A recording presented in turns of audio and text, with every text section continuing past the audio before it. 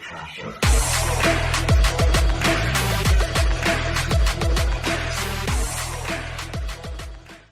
afternoon, everybody. Welcome to another episode of Let's Talk with Davy Jones. Today I have the beautiful guest star Trent Ablin. How you doing? Trent, let's talk America. Love America. Let's get to Love it. America. Yeah. Land of the free, home of the brave, right? You know we're number one And in only three things. You know what that is? We got self-defense spending, adults who believe angels are real, and incarceration rate per capita. wait, what does that mean? Means we put more of our civilians, our American citizens, in prison than any other country in the world. So, like, you'd assume we have the highest crime rate, right? Yeah, do it. No. Wait. So putting people in jail has no effect on crime rate, then why do we keep putting people in jail? Well, I'm glad you asked. You know, it started in the 80s when we started getting really tough on drug crime. You know, and we started throwing all these people in prison.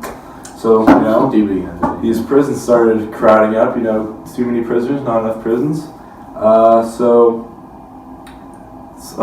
Tom Beasley, this guy, saw it as a business opportunity, you know. And in the 80s, he started the CCA, which is the Corrections Corporations of America.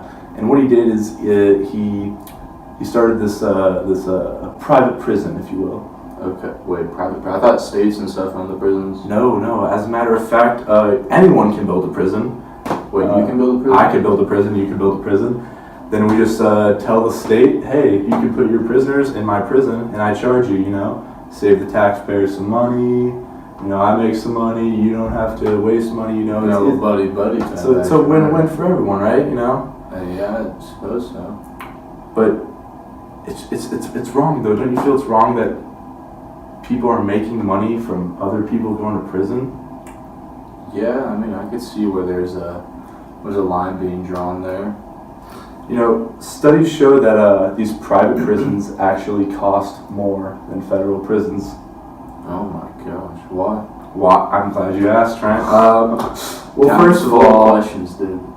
First of all, the conditions are so much worse because, you know, they don't have to hold up the requirements of these other federal prisons. You know, they can pretty much they can get away with some Orange is the New Black shit. You know? Yeah, Orange is the New Black. That's if you've seen that show, it's a private prison.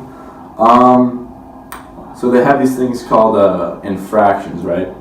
Oh, is that like tickets in jail? It's like a ticket in jail. You get an infraction, and these infractions are like punishments. They can lead to solitary confinement, which is only done in private prisons, and lengthening your sentences.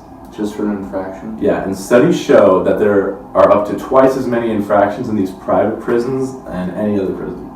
They're trying to keep people in prison longer. So they can make more money. Yeah, I know. It's terrible. God, it's all making sense. All making sense. And you know what the worst part is?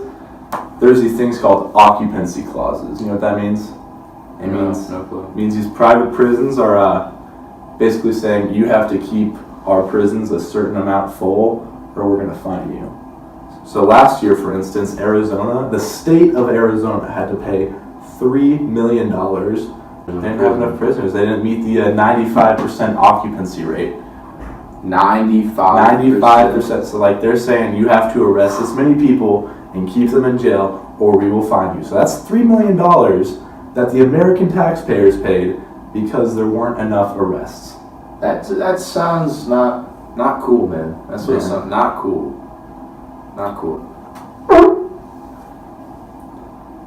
Well, thank you for reminding me of this issue that I was completely unaware of, dude. You're welcome. But like the question I have for you is, what can I do to help? I'm glad you asked. Because this is like such a moving issue that I want to do something. It's an epidemic. Yeah. What can I do? Like, how am I? Well, I could be in the other column. You can help, and you can help. See, there's this guy named Alex Friedman, right? He started this organization. He was actually in a private prison for 6 years for armed robbery, but you know he came out a new man. What he took away from it though was how fucked these private prisons are, and he started this institute called the Private Corrections Institute. This is a real organization. It's not for profit. We'll leave the link below. And what they do is they write letters to Congress. They raise money for legislature. Wow, that's a lot. They protest. You know, they do. I'm down. Throw some signs up. You know, They advertise. They get the word out. Protest signs. Protest signs. No gang signs. Yeah, I don't know. They get the word out, and basically they do whatever they can to stop. So, like I Stop said, we what? got these private prisons. Oh, okay. Yeah, Just making sure. Yeah. Like I said, you know, do what you can. Click the link. Yeah, down below. It'll be linked down below, and also my Instagram and